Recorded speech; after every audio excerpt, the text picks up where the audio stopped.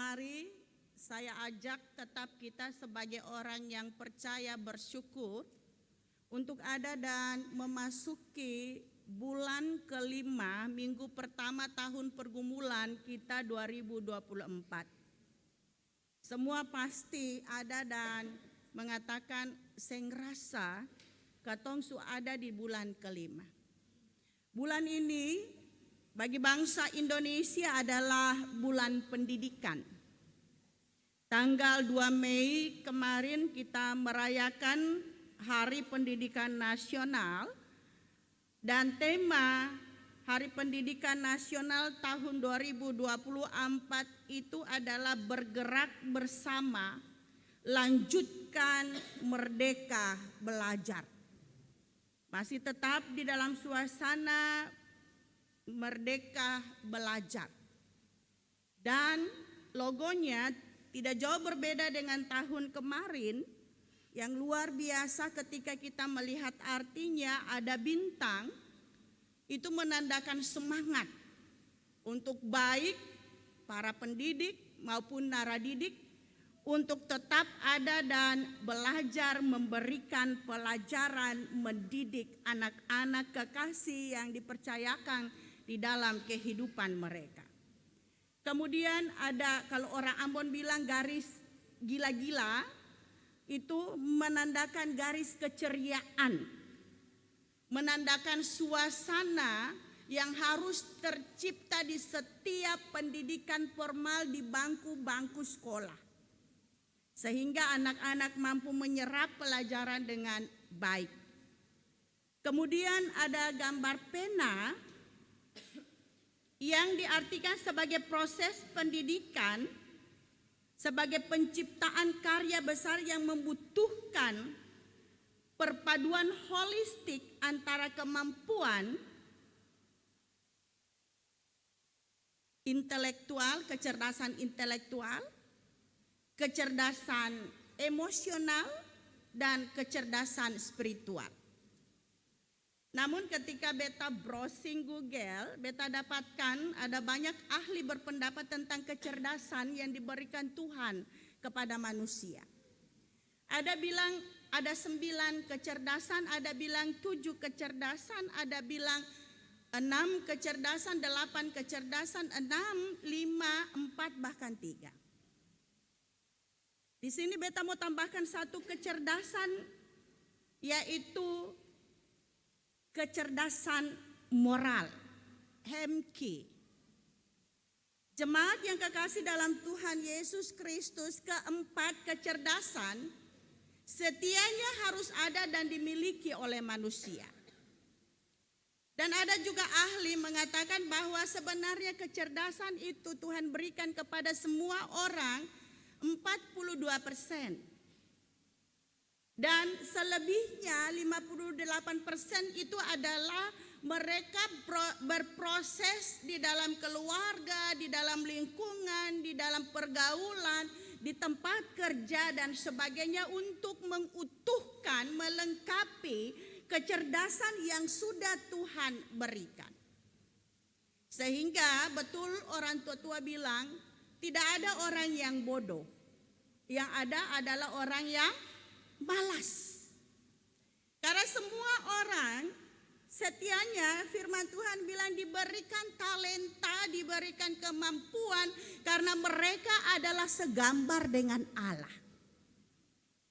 Dan seyogyanya sebagai orang-orang percaya, sebagai manusia yang menyadari sungguh bahwa habitat kita ini adalah segambar dengan Allah, itu berarti bahwa 4 kecerdasan ini harus seimbang di dalam kehidupan kita.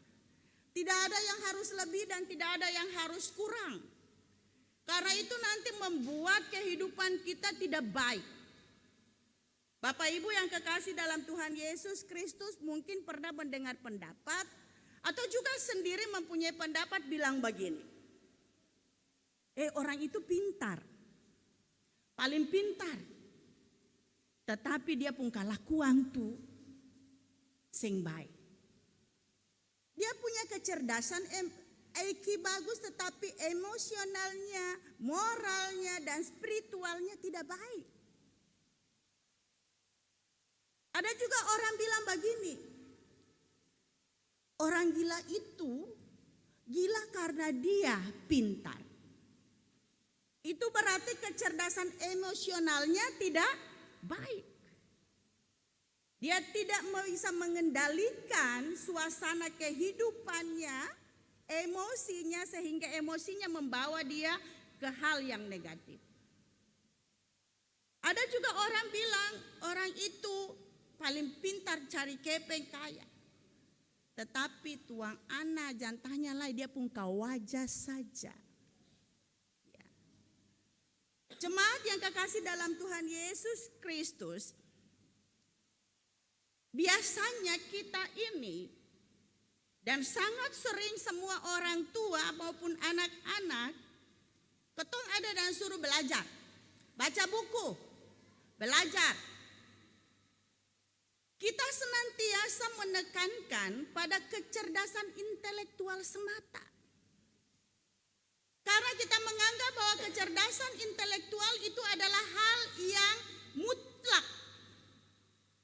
Dan kecerdasan intelektual itu yang menjanjikan kepada semua orang untuk mendapatkan kehidupan yang wow. Yang mendapatkan cita-cita yang baik. Sehingga banyak orang tua yang rela ada dan merogoh sakunya membayar berapa juta pun uang sekolah yang harus dibayar untuk anaknya masuk di dalam sekolah yang favorit, sekolah yang dikatakan hebat, mencetak orang-orang yang hebat dan sebagainya. Dan perhatian orang tua lebih kepada pendidikan formal yang membentuk intelektual anak. Dan itu terbukti di dalam kehidupan bergereja, berjemaat kita. Ketika orang tua dikasih undangan untuk ambil rapor atau dipanggil oleh guru untuk melihat perkembangan anak-anaknya, maka orang tua itu akan memenuhi undangan itu. Tetapi kemarin pengasuh dengan tidak mengenal lelah untuk membawa undangan-undangan kepada orang tua agar mengambil rapor di minggu kemarin itu, dicatatkan bahwa kurang lebih 223 orang tua kakak yang anaknya ada dan bersekolah. Minggu sekolah formal gereja di sini kurang lebih 429 anak dalam 12 subjenjang. Dan undangan itu ada dan dibawa di orangnya dan dimintakan untuk hadir. Tapi ternyata Bapak Ibu sesuai dengan absen yang dijalankan oleh pengasuh, cuma 96 orang tua yang datang untuk mengambil raport anaknya. Lalu 127 orang tua ini kemana? Apakah juga mempunyai pikiran bahwa yang harus diperhatikan adalah sekolah formal yang di luar gereja? Untuk gereja itu tidak usah. Untuk gereja itu ada dan tidak terlalu penting untuk kehidupan ke depan. Bapak Ibu orang tua yang kekasih dalam Tuhan Yesus Kristus, beta mau bilang bahwa 4 kecerdasan yang dimiliki oleh manusia harus dimiliki manusia ini sangat mempengaruhi kinerja mereka ke depan. Baik di dalam kehidupan rumah tangganya, baik di dalam kehidupan bermasyarakat, baik di dalam kehidupan bergereja, baik di dalam tugas dan tanggung jawab pekerjaan yang diberikan. Kecerdasan intelektual mantap, tetapi kecerdasan spiritual tidak, kecerdasan moralitas tidak, dan kecerdasan emosi tidak. Kita dapat lihat faktanya bahwa banyak orang-orang yang ada dan menjadi pejabat, banyak orang-orang yang luar biasa ketika dia berbicara harus berakhir di hotel prodeo. ada yang korupsi, ada yang selingkuh, ada yang narkoba, ada juga yang seks bebas, memperkosa orang-orang dan sebagainya. Itu karena tidak berimbangnya 4 kecerdasan di dalam kehidupan manusia ini. Tema bulanan kita pada saat ini sesuai dengan Lembaga Pembinaan Jemaat Gereja Protestan Maluku adalah menjadi cerdas dalam tuntunan Roh Kudus. Kemudian tema mingguan kita takut akan Tuhan adalah permulaan pengetahuan. Jemaat yang kekasih dalam Tuhan Yesus Kristus, melalui tema ini umat dituntut menyadari bahwa kecerdasan adalah anugerah dari Allah. Kecerdasan apapun juga itu senantiasa harus ada dan diminta dan diamini bahwa itu adalah Tuhan yang kasih. Sehingga ketika ada pemahaman iman demikian, maka kita akan memakai seluruh kecerdasan yang kita miliki dengan melakukannya dengan penuh bertanggung jawab. Senantiasa meminta kuat kuasa Roh Kudus untuk mengarahkan kita. Senantiasa meminta kuat kuasa Roh Kudus untuk ada dan memampukan kita menggunakan kecerdasan yang kita punya itu di dalam kehidupan kita. Sehingga kita mempergunakan kecerdasan itu dengan baik, kita mempergunakan kecerdasan itu dengan benar. Kita tidak mempergunakan kecerdasan yang kita miliki dengan tipu tapa. Kita tidak mempergunakan kecerdasan yang kita miliki menjadi provokator di dalam kehidupan baik berjemaat, bermasyarakat, dimanapun kita berada. Karena mengingat sungguh bahwa kecerdasan yang kita miliki itu asalnya dari Allah. Ada rasa takut akan Tuhan di dalamnya. Dan itulah disinggung oleh kitab Amsal yang merupakan salah satu kitab sastra hikmat. Dan kebanyakan Amsal ini ketika kita membaca dari pasal yang pertama sampai pasalnya yang ke-31 itu banyak berhubungan horizontal. Bagaimana kita ada sebagai manusia tidak mendukakan citakan sesama manusia. Bagaimana juga kita ada sesama manusia untuk tetap menggali potensi diri kita sehingga kita menjadi berkat di dalam kehidupan kita. Bagaimana kita ada sebagai manusia yang berhikmat. Dan ini menekankan bahwa hidup manusia itu adalah hidup yang harus berhikmat. Dan ketika manusia itu berhikmat, itu berarti akar ketaatan manusia itu pada Tuhan. Tadi dibacakan oleh 2 jemaat tentang judul perikopnya, tujuan daripada Amsal ini yang ditulis oleh Salomo. Ketika ketong berbicara soal Salomo, maka kita akan mengatakan bahwa dia adalah tokoh hikmat. Ia tidak meminta kekayaan, ia meminta roh hikmat, tetapi dan roh hikmat yang ia miliki itu berarti ia ada dan mendapatkan segala sesuatu yang ada, yang dimimpikan oleh orang. Kedudukan, kekayaan, maupun kehidupan yang sejahtera. Dan mengingat tentang efek daripada hikmat ini, maka semua orang ingin berhikmat. Tetapi hikmat itu tidak semudah didapatkan dengan membalikkan tangan. Hikmat itu tidak sama dengan kecerdasan intelektual semata. Tetapi hikmat Tuhan itu adalah seluruh kecerdasan yang ada ini kita gabungkan untuk ada mengabdikan hidup kepada Tuhan. Hikmat bukan pengetahuan intelektual semata. Dan hikmat adalah dasar seluruh pengetahuan yang kita miliki. Jemaat yang kekasih dalam Tuhan Yesus Kristus, di dalam Amsal bacaan kita tadi dikatakan ayatnya yang ke-7, untuk mendapatkan hikmat Tuhan adalah takut akan Tuhan adalah pengertian pengetahuan.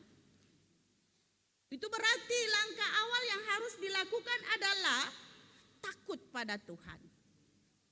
Takut pada Tuhan di sini ulang-ulang kita telah ada dan jelaskan kepada umat bahwa tidak sama dengan ketika kita takut lihat setan, takut orang lihat orang jahat.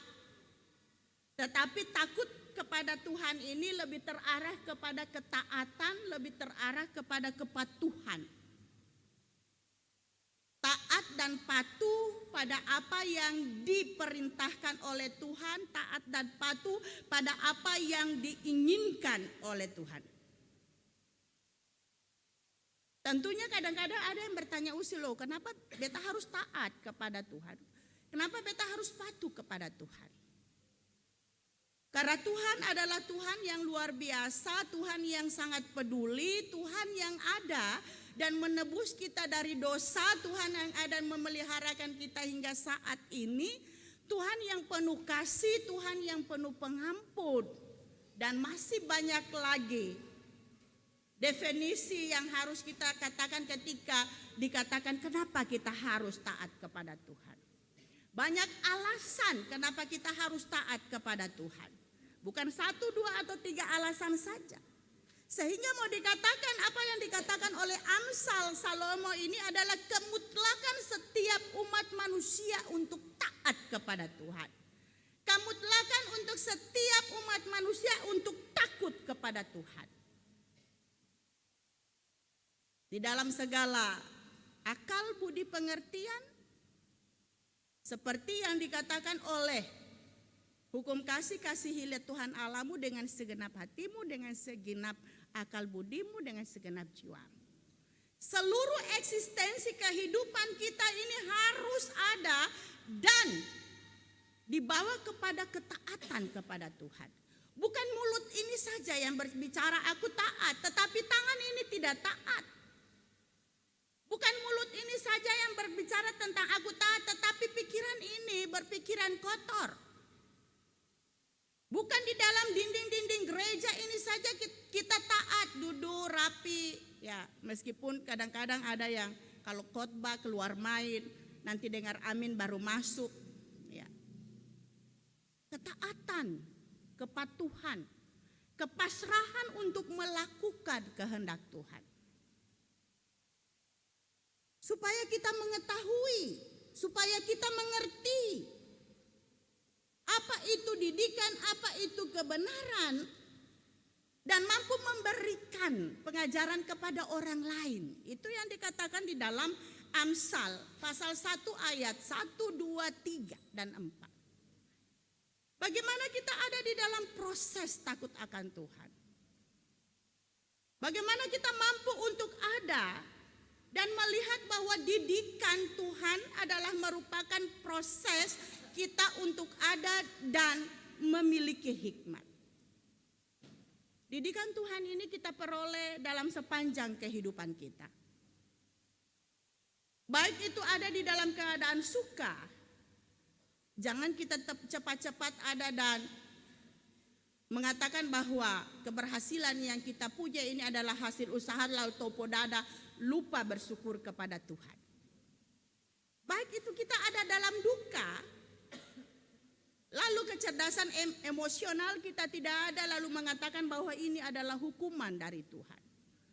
Padahal itu adalah cara Tuhan untuk membentuk seluruh kecerdasan di dalam kehidupan kita, sehingga kita ini adalah manusia yang betul-betul segambar dengan Allah. Banyak persoalan yang ada dan mengasah seluruh kecerdasan di dalam kehidupan kita. Sehingga Bapak Ibu yang kekasih dalam Tuhan Yesus Kristus, sebagai orang yang percaya, sesuai dengan tema kita, langkah awal yang kita harus ambil adalah takut akan Tuhan. Jangan seperti orang bodoh. yang tidak mau mengenal hikmat dan tidak mau melakukan hikmat. Takut akan Tuhan dikatakan dalam tema kita adalah permulaan pengetahuan.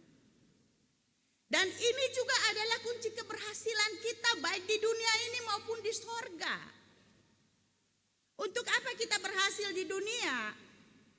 Dilihat hebat di dunia, tetapi nanti masuk neraka. Yang Tuhan inginkan memberikan seluruh kemampuan di dalam kehidupan kita agar kecerdasan intelektual, kecerdasan spiritual, kecerdasan emosional, kecerdasan moral itu ada dalam diri kita dan kita bisa menjadi berkat bagi Tuhan.